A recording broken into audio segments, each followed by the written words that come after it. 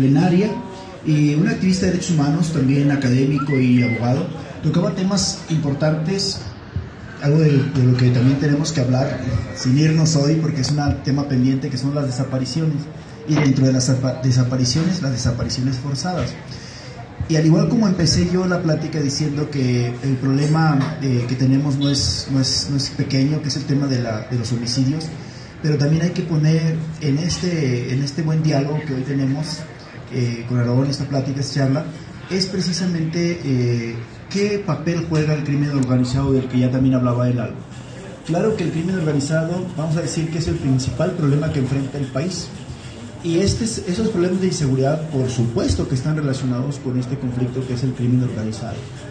Y entonces yo les decía ahí que, de acuerdo a la experiencia, desafortunadamente el 80% de los homicidios estaban relacionados con el crimen organizado. Y que en consecuencia, mientras no tuviéramos una policía, vamos a decir, o grupos especializados para combatir el crimen organizado. Alguien puede decir, es que lo tenemos, Víctor, tenemos la CEIDO, y que antes fue la CIEDO, y antes el Instituto Nacional contra las Drogas. Pues fíjense que no ha funcionado, ha estado rebasado, muchas veces cooptado por la corrupción, por el mismo crimen organizado. Y al final de cuentas, es tan grande el problema que es, me decía, en paz descanse, un compañero jefe del área de homicidios que murió, precisamente lo asesinaron. Él me decía que nosotros teníamos en el sexenio pasado mucho trabajo en esto. Seguido teníamos que investigar sujetos que habían sido detenidos con armas de grueso calibre, etcétera, que tenían todos los indicios que eran del crimen organizado. Entonces intercambiábamos opiniones y luego él o algunos de nosotros teníamos que ir al aceido para casi rogar que se los llevaran, ¿no?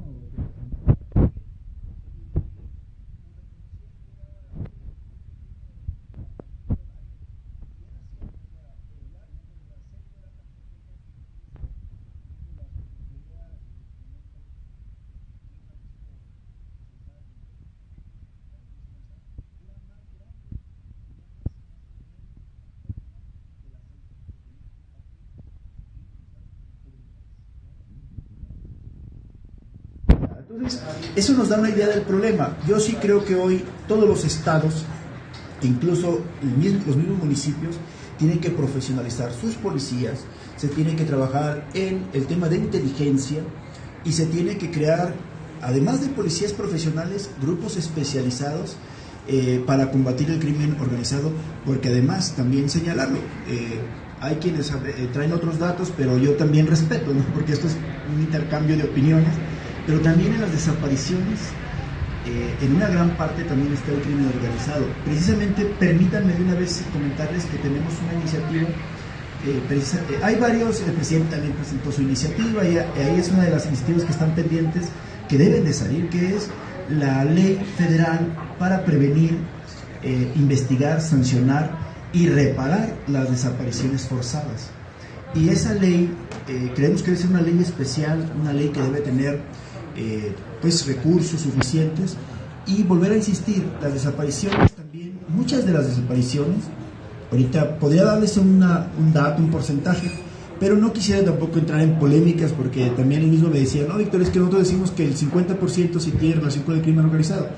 Yo podría decir que tal vez un 60 o un 80%. Hoy el crimen organizado ha evolucionado a tal grado que, como hemos visto, desintegran los cuerpos, los desaparecen, etcétera, para evitar precisamente que vayan a la justicia, porque es más difícil que si no tienes el cuerpo, pues puedas llevar a alguien a la justicia, ¿no? Porque hay que encontrar el cuerpo.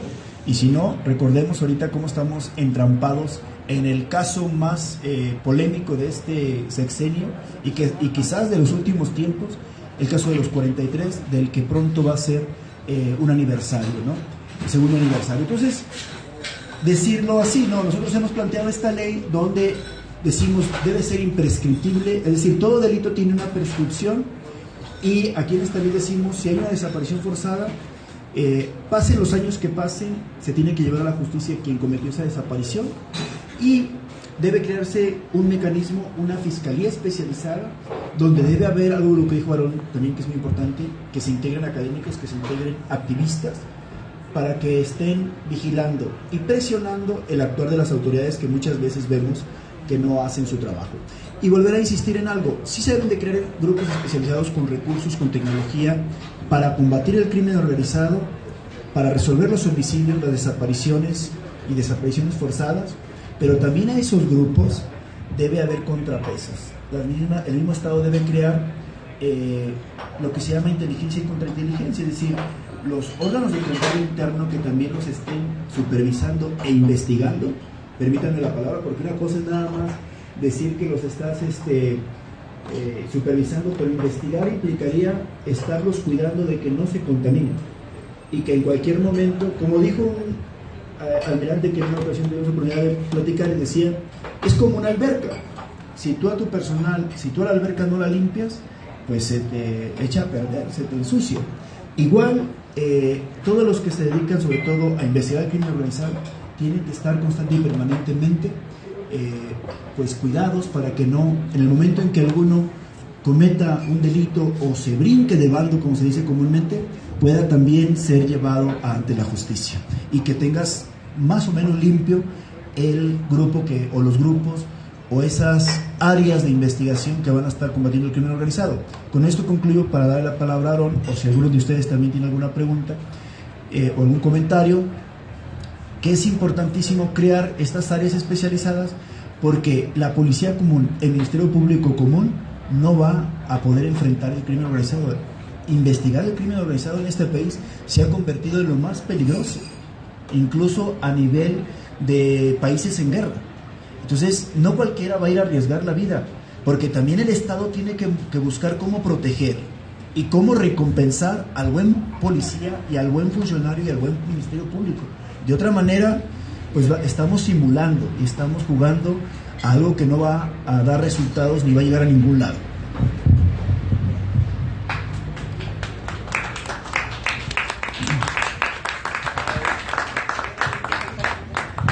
Muchas gracias, Víctor. Y justamente quiero retomar 3 puntos de la intervención anterior, porque justamente la evolución del crimen organizado es una tarea que no solamente le concierne a las autoridades, sino que también está poniendo en entredicho las capacidades de analistas, de asesores, académicos, activistas incluso, sino que también la comparación que establece con otros estados, incluso en situación de conflicto armado abierto. Una pregunta recurrente que tengo de varios de mis alumnos es: oye, profesor, ¿México se encuentra en un estado de conflicto armado o no? La primera pregunta que yo tendría es para ustedes, ¿y qué me dirían, sí o no? Sí, dicen por acá. Si lo comparamos con otros países que han tenido una experiencia de conflicto armado, puedo decirles con toda confianza que, de acuerdo con datos de la Universidad de Uppsala, en Suecia, en 2010, por ejemplo, México reportaba aproximadamente 10.000 víctimas relacionadas con el combate al narcotráfico, solamente en ese año, 2010. En comparación, los conflictos armados más intensos que hubo en ese mismo año, Afganistán, Pakistán y Somalia, reportaban respectivamente 6.000, 2.000 y 1.500. ¿Qué quiere decir? En 2010 solamente México reportaba más muertes que las 3 guerras o 3 conflictos armados más cruentos de ese mismo año. Solo que para efectos operativos se distingue directamente cuál es la intención de los combates que se realizan en México y se distinguen de otros que ocurren en otras partes del mundo. Al respecto podemos pensar, no, México no tiene un conflicto armado si lo definimos como una confrontación abierta entre 2 o más partes organizadas en constante disputa por poder, territorio y o gobierno. Eso es lo que ocurre sí en Afganistán, con el Talibán, lo que ocurre en Irak, lo que ocurre, bueno, Siria es una guerra civil internacionalizada, ya lo sabemos. Lo que ocurre más bien es un conflicto entre facciones, que son obviamente los grupos del crimen organizado y los esfuerzos del gobierno mexicano por neutralizarlo, por contenerlo, o realmente fragmentar estos cárteles para poderlos atacar de una forma mejor cuando sus líneas de jerarquía bajen. Y lo que ocurre es que México aparece como un caso atípico dentro de todos los análisis de conflictividad internacional. ¿Por qué? Porque no es la misma fórmula de insurgencias contra el gobierno para poderlo deponer, instaurar un nuevo orden y posteriormente caer bajo otro golpe de Estado posterior. Aquí no se necesita que los cárteles o los miembros de grupos organizados tomen de jure el poder dentro de los municipios o de los estados o del propio país. Ya está tan infiltrado a través de redes de corrupción que solo necesitan la continuidad de esas redes, por un lado de la producción, por otro lado de la distribución y por otro lado de los servicios relacionados con el tráfico de drogas. Sin embargo, con las iniciativas que se han realizado efectivamente para neutralizarlos y debilitarlos, estos grupos han diversificado su forma de operación. Por ejemplo,